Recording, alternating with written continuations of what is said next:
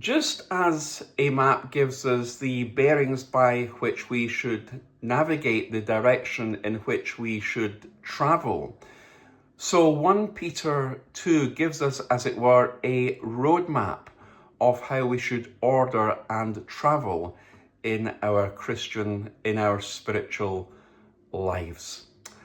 Let's read, as it were, that roadmap in 1 Peter 2 as we think today about the issue of character and how our behavioural bearings will define that character.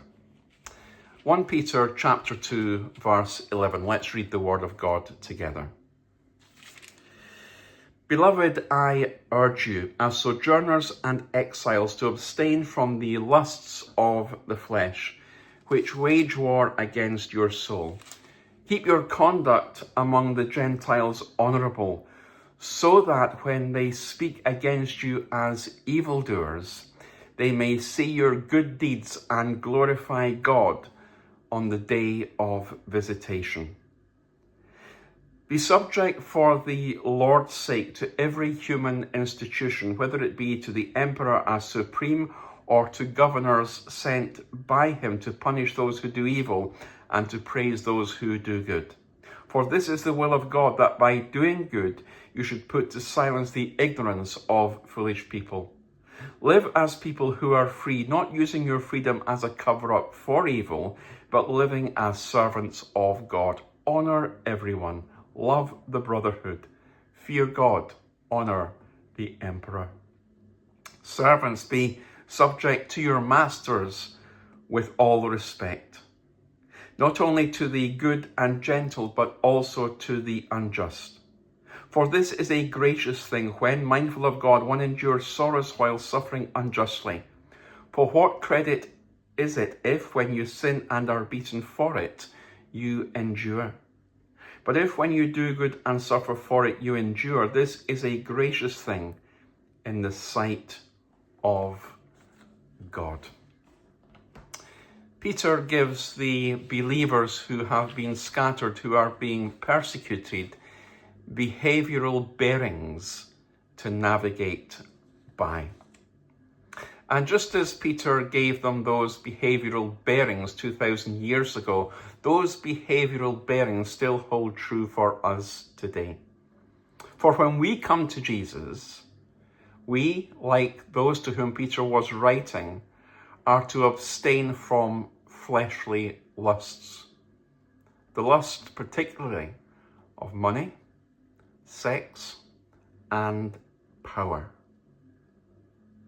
which wage war and eat away and destroy our soul. You see, to be a Christian means to fight against the lusts of the flesh, to not yield to those temptations which can so easily rip us away from living those good, godly lives.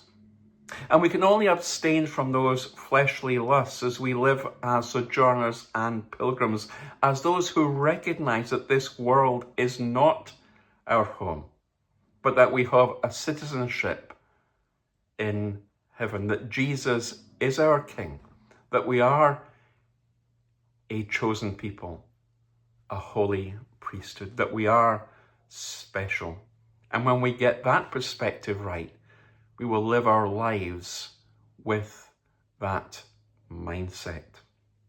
We are to abstain from fleshly lust, but to engage with honourable conduct, particularly amongst those who as yet do not know God. See, those to whom Peter was writing was essentially saying, have your conduct honourable among the Gentiles, that they, as you see your godly conduct, may be attracted to Christ. The idea is that the Gentiles might be persuaded to become Christians by seeing the lives of real Christians walking about, that they would glorify God when they meet him on that day of visitation, instead of cowering before his holy judgment. When we come to Jesus, we are to abstain from fleshly lusts and to engage honourable conduct. Secondly, when we come to Jesus, we are to show proper submission to the government, verses 13 through 17. As Christians, we should be good citizens, submitting to the government of the day. Very different from those zealous Jews in Peter's day who recognized no king but God and paid taxes to no one except God. Peter wrote this in the days of the Roman Empire, which was not a democracy and no special friend to Christians. Yet he still recognized, that is Peter, still recognized the legitimate authority, whether he agreed with it or not, he still recognized the legitimate authority of the Roman government. And he's saying we are to obey the government for the Lord's sake. See, every prime minister, every president, every leader has been put there, whether we agree with them or not, and agree with their policies or not. Every prime minister, every president, every leader, irrespective of party, needs prayer. And therefore we are bound to obey them. Unless, of course, and let me make this clear, unless, of course, they order us to do something in direct contradiction to the law of God. Then, according to Acts 4:19, we are commanded to obey God before man. Peter makes it clear that those who are sent by him, that rulers are sent by him, that is, sent by God. Governments are sent by God, Peter explains, for the punishment of evildoers and for the recognition of those who do good. Peter recognized that conduct is a way to defend the gospel, that character is important. Peter knew as he was writing this letter that those who would never read a Bible or the scriptures in those days would, however, read the lives of Christians. And therefore it's by doing good we silence the ignorance of foolish men. When we come to Jesus, we are to show proper submission to the government. And finally, when we come to Jesus, we are to show proper submission to our employers, verses 18 through to 20. Servants, be submissive to your masters. The command to submit to masters isn't just to those who work for masters that are good and Gentile, but also to those who are harsh, and that can be difficult in today's working environment.